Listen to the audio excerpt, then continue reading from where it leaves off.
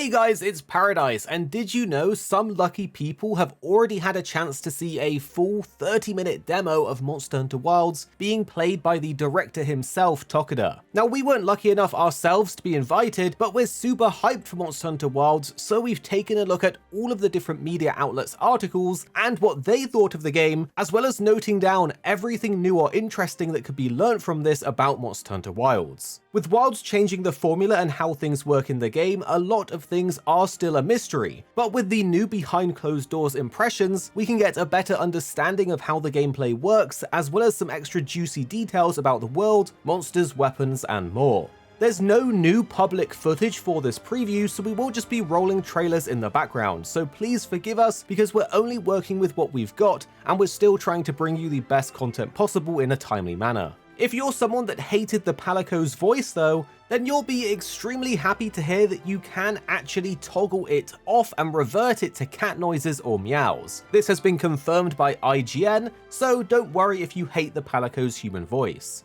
Also, there's a few things that we've learnt which really surprised me, so let's get into it. We'll start off with a big one, as they have confirmed the game will be open world. This is something that we weren't sure of but did speculate, thinking that the game would be several different locales placed together with a central core hub area linking them. This does actually seem to be the case now, as the village is a physical place on the map. The demo that they got to see began with Tokida riding across a large desert area and going into the village. Apparently the village is named Kunafa Village or Kumafa Village, as noted by the community on Twitter. The transition into entering the village happened seamlessly with no load screen. They said the main hub area is in the center of the map with all the locales surrounding it. It was also a fully 3D map that they got to see, full of icons depicting multiple elevations, and we don't know exactly what this means when they say 3D, we're only going off of descriptions. Could this be a satellite view 3D map, or perhaps 3D as in it has some verticality displayed?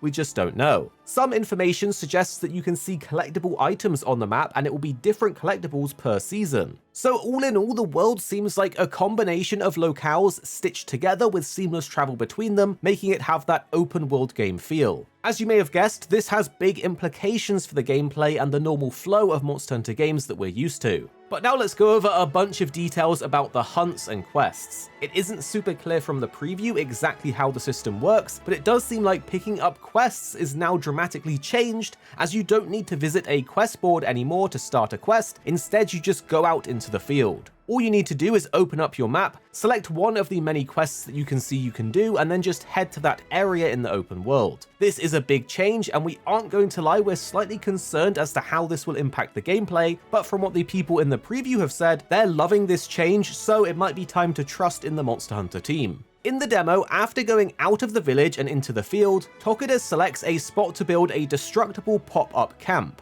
This is described as being in set marked areas that you can build on. It seems like the camp is an inventory item and you set it up, and in the camp you can cook a meal with meat from a monster and some cheese from the local village. Interestingly though, these pop-up camps can be destroyed by monsters, and you can leave them and place multiple across the map. Apparently they act as checkpoints and fast travel points according to the previewers. For the questing system, the goal of the demo that they got to see was to hunt an alpha Doshiguma. This process started with Tokida going through the village, and from this we learned that you can ride your mount in the village, and that within the village there was a smithy and roaming palicos, as well as various merchants where you could buy cheeses or milk that would then be used in cooking. Because the hunt target was an alpha monster, it seems from the previewers' impressions that these monsters will lead other monsters in a pack or herd. It's interesting to know that different monsters and endemic life will appear during the day and night, and the day and night cycle will affect what you can hunt. The secret mount can also be set to a sort of autopilot mode, and you can still ride it and be taken somewhere even while looking on the map. Within the demo, those that attended were not allowed to ask questions about how exactly tracking monsters works in Wilds, but what the media saw was them following a waypoint, or more specifically scout flies, to find and track a group of Doshiguma. However, the details on the scout flies don't go really much deeper than that. They did say it looked similar to Rise in that you click on a monster from a list and then you're taken to that monster to fight. They've noted that this should work the same for finding materials, and tracking a monster doesn't actually start a hunt. Instead, the hunt will begin when you engage the monster in combat, and they have confirmed exploration and gathering missions are back. While in combat there is no longer a traditional hunt timer, hunts focus on the combat phase, and more about this isn't exactly clear. However, monsters do still roam around, get distracted mid-hunt, and can run away to sleep. Another thing that lends itself to this more dynamic monster hunting is that the preview has said the quest timers have been removed. This makes sense given that the game is now an open world monster hunter, as after you've finished a hunt and you've done your carving, you're then left in the open world ready to engage something else without being pulled back to the village hub. So they really are trying to make the game feel more immersive. The combat also has some big changes, as every weapon will have new attacks, with some having more than others. It's been mentioned in the previews that the ranged weapons have received the most changes, and any of you ranged homies out there will know what this means because ranged weapons have been dominating the meta at launch of recent Monster Hunter games, so they've probably hit them with a nerf, but we're hoping that they've just improved the game and made it more fun all around. One thing that stood out to me is when engaging a monster, you can do your jump attack off the secret. While this isn't new news, what is news is that this will apply mount damage, and the audience saw Tokuda instantly mount the monster with the first jump attack off the mount. So mounting is confirmed to be back, and the secret jump attack just might be insanely good for it, or he got lucky. The mount was also being described more similar to Monster Hunter World. From the preview, we also have confirmation that tenderizing and the clutch claw have been removed. We do know that the new focus mode will apply a weak spot that we can then capitalize on. Details are a bit vague, but it sounds like when attacking a monster in a specific area, you can create an obvious red glow, and this is a wound. Hitting the wound will make a different colored damage number with stars around it, indicating it was dealing more damage. It could have been critical damage, a weak point damage, or some kind of new wound damage. It wasn't very clear. However, after then dealing enough damage to the wound, it will disappear and you will need to recreate it. On top of this, mantles are confirmed as coming back, with the ghillie mantle being called out specifically.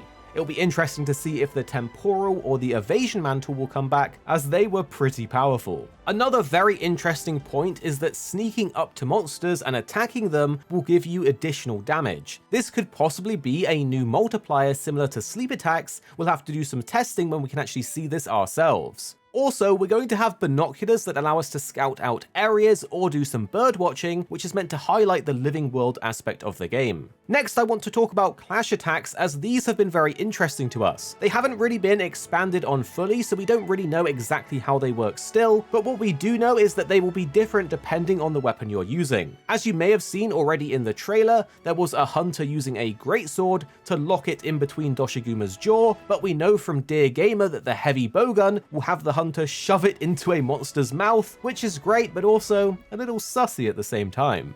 Next up, you might be interested to hear that back in Monster Hunter Rise, the healing speed was done very quickly and was actually faster than World. But in Monster Hunter Wilds, this has been toned down to be more similar to Monster Hunter World. However, you will also be able to heal on the back of your mount, so just like Rise healing, it shouldn't be too difficult. One of the most surprising things out of everything for me though, was that you can call in AI hunters to assist you in hunts even when you're offline. These new AI hunters are being called out as being very intelligent, as they can lead monsters into traps, chase them down, and just overall help you. They will also passively hunt monsters in the background while you're dealing with other things, and one example we had is where someone was setting up a camp while the AI helped them out. Another very intriguing note is about barrel bombs. Apparently, you can actually roll these to detonate them as well as other barrels. Media outlets have said that the target monster went to sleep, and the hunter then followed it, crafted a barrel bomb, placed it down, and rolled it into the sleeping monster. And speaking of items, another awesome detail is that if you place down a trap, you'll be able to pick it back up and it will refund it into your inventory instead of just losing it. The previewers also got to see some longsword and dual blade gameplay. The longsword is said to be a mixture of World and Rise, with what looked like the Lie Slash and Helmbreaker making a return. On top of this, the usual longsword gauge is back, where you need to build up the levels. It apparently looked like you can infinitely combo the longsword, stringing together combos with special moves that left slashes all around the hunter as you continue to combo. And now we need to talk about the area, because this is a massive game. People are commenting on how big, varied, vibrant, and alive it is. They said the map is set to be twice or 3 times the size of that in previous games, and one previewer said fast travel is available at any moment. We can also glide across large areas of the map on our new mount, which is pretty cool. There's said to be lots of verticality on the map as the secret can climb across things, and we're meant to be able to do shortcuts with our hook slinger. You may be curious about the sandstorms, or sand tides as they're now called. This is a weather system that changes a zone into 2 different states, lasting around 4 to 5 minutes, but does dramatically change the zone, making it far more dangerous, including the monsters more dangerous, and even lightning that can strike you down. Apparently within the sand tide, there will be bugs that you can use or attack to become traps. It sounds very similar to how toads work, where you kick them and they activate a little trap area. However, the previewers are saying that they are thunder bugs and that they act like thunder bombs. Also, the user interface for our health and stamina bars have been redesigned to apparently be more immersive. Another really cool thing are the changes to the monster behavior and systems. We're always happy to hear about this, as hunting monsters is a core part and the most exciting thing about the game. Capcom have previously mentioned that herds will be very impactful to the gameplay, but the previewers have given us a little more insight into what exactly this means. The monster's behavior will actually be different for some monsters based on if they're within a herd or not. So sometimes a tactical player will want to draw away a monster from the herd so that they can't do certain actions. Being able to lure monsters away is also a big part of what they saw in the demo, as this was mentioned multiple times across different previews. A massive change that we love is that there will be alpha monsters. We did mention previously that this was the target of the quest in the demo, but the system seems to work similar to how alphas were featured in Pokemon Legends Arceus, where these monsters are stronger and more challenging versions to their counterparts. In the trailer, we actually got to see a Doshiguma that was bigger and scarier than the others, so this is probably the alpha boy. One big question that the community had was whether or not Thor Magala was going to be the flagship, but this has now been confirmed to just be the apex of the area. As we stated in previous videos, the flagship for recent Monster Hunter titles has been revealed closer to around September when Tokyo Game Show happens. So in and around that time, we're expecting them to drop it. And now we have a bunch of extra details and tidbits from various media outlets that we thought would be very interesting and worth knowing about this demo. When a monster is defeated and you start carving it, the animations are being described as being far more detailed, and the hunter will walk on top of the monster instead of going through it. Scoutflies have also been confirmed as 100% being back, as Dear Gamer did mention this in his preview. Some of the monsters that you will experience out in the world will only be available and will be exclusive to a sand tide. So farming certain weapons and armor might be a little tricky when you have to go out as the sand tide is happening. We also know the game will feature a full day and night cycle, and that there will be other weather conditions, including the sand tide and even seasons. Apparently you can also trade with NPCs for items in the village, and we know you could buy other things that would be important to cooking. On top of this, the village NPCs can actually warn you when a sand tide is going to happen. So perhaps if you need to farm a monster exclusive to the sand tide, you need to hang around in the village until the NPCs start to let you know. This next one is very big for any Hunting Horn mains. Apparently it will play more similar to Monster Hunter World instead of the Rise Sunbreak style, so it's time to start learning those songs again. Perhaps the most disappointing thing for me, however, is that there's no new weapons planned as of right now, but I'm still holding out hope that there will actually be something new. Another important thing to know for anyone that loves to play multiplayer or with friends is that some story elements will need to be played solo. They do, however, say the game will introduce new features to ensure seamless transitions into a multiplayer quest, but it looks like those cutscenes that you had to experience solo might be back. So there you have it, a ton of new details about Monster Hunter Wilds. Share your thoughts on this down below, and I still can't believe that there's going to be AI hunters that you can call in even in offline mode. Drop a like if you enjoyed this and subscribe, because we're going to have you covered with everything Monster Hunter Wilds as and when it drops.